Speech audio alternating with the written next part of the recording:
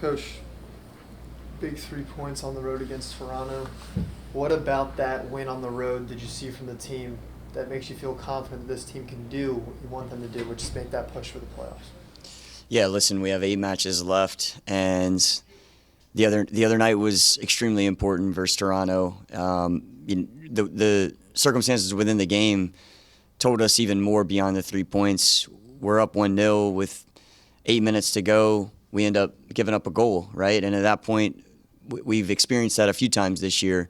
I think our guys did a tremendous job of being resilient, trying to stay true to what we're trying to do as a team, and stay focused ultimately on trying to secure all 3 points. And we were able to do that, and it was a very important moment in our season. And the thing that I like beyond that is how they came back in this week. There wasn't a tremendous amount of exuberance or anything like that. It really was more, okay, the next job's at hand. And certainly where the table is, Chicago, they're an opponent that are right in the mix with us. If they get 3 points against us, then it becomes, even crazier than it already is. And I think our group is in the right mindset to go and play at a really difficult place against a difficult opponent. You mentioned at the beginning of the year, and a lot of the players have as well, when you go on the road, it's about trying to either get a draw. Obviously, you want to win, but at least get a point to come back at home and then obviously win your home matches. You mentioned going to Chicago. When you look at these matches and how close that table is from like 7 or 8 to 15, is the mindset change of what you guys want to accomplish when you go on the road now? Is it more like we need 3 points, or do you guys still look at it as like we can just get a point here, 3 points there? How do you kind of approach this final stretch of chaos? I mean, really, not a lot's changed since the beginning of the year. The focus is completely on Chicago. And so, if we're able to go there and compete in the way that we are capable of, then I think we give ourselves a chance to pick up some points. And whether that's 1 or 3, that's left to be determined. But if we don't perform in that way for 90 minutes, then Chicago's a team that absolutely can take 3 points off of us. And so from our standpoint, we're not looking at anything beyond this weekend, and we're not putting any unnecessary weight on this weekend either, other than having the right performance. That's where the weight is, because if we do that, we think we've got a chance. Baji gets a goal late in that game off a turnover. What can you say about his immediate impact already with this team? Yeah. So early on in the process, getting a goal, a meaningful goal in that win against Toronto.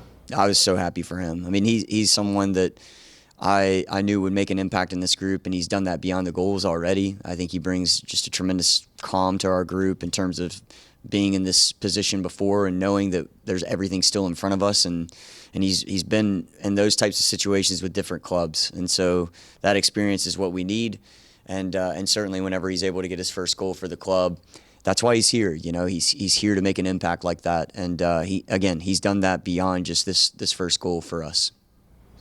Thanks, Coach. Now, Matt, we'll take some from Zoom. We'll go to Bruce Murray.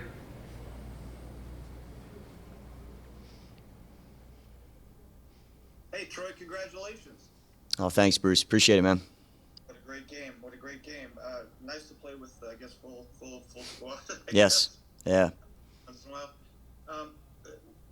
When I saw the change at halftime and saw Rodriguez, and now we're going 3 at the back, I mean, to me it felt like we were going for it, man, right off the gun, right? Here we go. And was that the mindset? And if it wasn't, then let me know. And then also the rotation of the 3 backs. I mean, getting across when the center back and Peltel leaves, the other player comes in. The cohesion was ridiculously superb. I mean, you can't really train for that in training. How does that work out? Yeah, I mean, the substitution that was made from Martin coming on at halftime was predetermined. So Chris was just coming back into the mix for us, and we wanted to make sure to protect him. And I think we, to use your words, we definitely went for it in the first half. We come out of that first half and we create 2 big chances ourselves, and we don't give too much away. I think Toronto had, a big chance in Insigne. But outside of that, we really limited them, which was obviously the goal. And so Martin coming on, Martin's been excellent virtually every time he stepped on the field for us. And I'm I'm so pleased for him that he's able to get another goal on the year. And I think he's a big part of the cohesion that you talk about in the second half in terms of just being able to have a little bit more control of the ball and being able to get guys in better positions higher up the field. Martin, he brings a calm to the game that allows us to do that. And so he's someone that's going to continue to play a vital role for our team down the stretch. And then a follow-up question is Baji, as a former striker, I mean, what a professional goal. Sean Johnson didn't have a chance, low and hard. Chance creation. How do you work it, or the chance is just going to fall for Baji, or are we going to try and do kind of sets where he can get to the ball, maybe make him the featured player there in the box? Yeah, I mean, our chance creation on the year is one of the highest in the league. So, and we've seen that consistently throughout the 2024 season. And if you just look at the last 7 matches, I think in 4 or 5 of the last 7 matches, we have 3 goals, So I think when you have that type of output and you have the type of players now, and someone like Dominique Baji, Jared Stroud, Ted Kudapitro, Gabby Pirani, and by the way, Christian Benteke, who's the primary target for all these chances that we create, then we're going to score goals. And Chicago, though, looking at them, they're a team they were difficult for us to create a lot of chances the first go around because I think they were very well organized, and so we're gonna have to be on point to be able to continue to have that type of output this weekend. Great. Good luck, Troy. Thank you. We'll go to Byron Kerr. Hey, Coach, congratulations on the win. And as you get ready for Chicago, there was only one booking in the game against DC United. That's a great sign. And can you talk about the defense as well, how important it was on the back line with those 6 corner kicks from Toronto? Yeah, we gave up one right out of the gate. And so when you come off of the match versus Dallas where we give up a couple set-piece goals, I think we obviously try to go and correct that as coaches, and we focus on that every week on the defensive side. We're usually quite good, but that tested us early on, and I think it was really important how we responded to that moment and for the other subsequent 5 that they had in the match.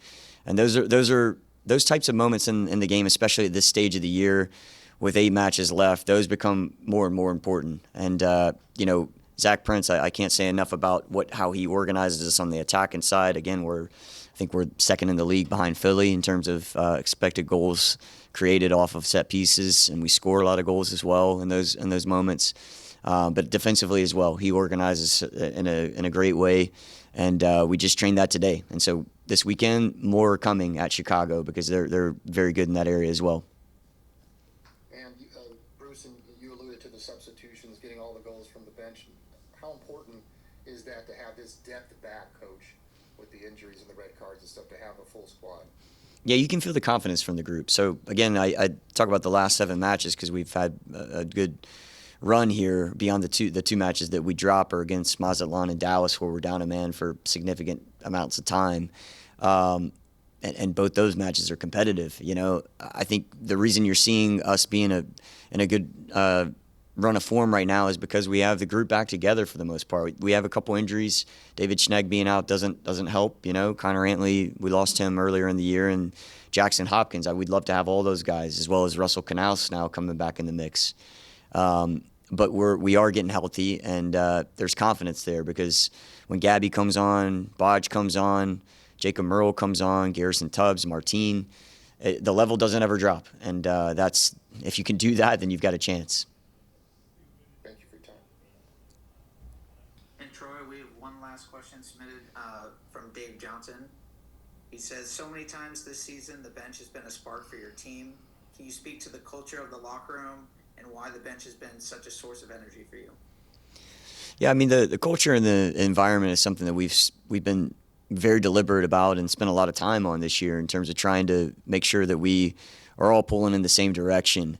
And the results go, sometimes they go for us, sometimes they go against us, but that can't change the type of culture and environment that we want to have every single day. And that's not easy to maintain that, but I give all the credit to all the guys because we can set the stage for what we want it to be, but ultimately they have to carry it out and carry it out with action. And so time and again, they've been able to do that. And I think you also see that we try to foster the type of environment that everyone plays a big role in this team, and you never know whenever you're going to step up and have a big moment. And we try really hard to make sure that everyone feels recognized that way. And I think we're going to benefit from it, just like we did the other night from down the stretch here.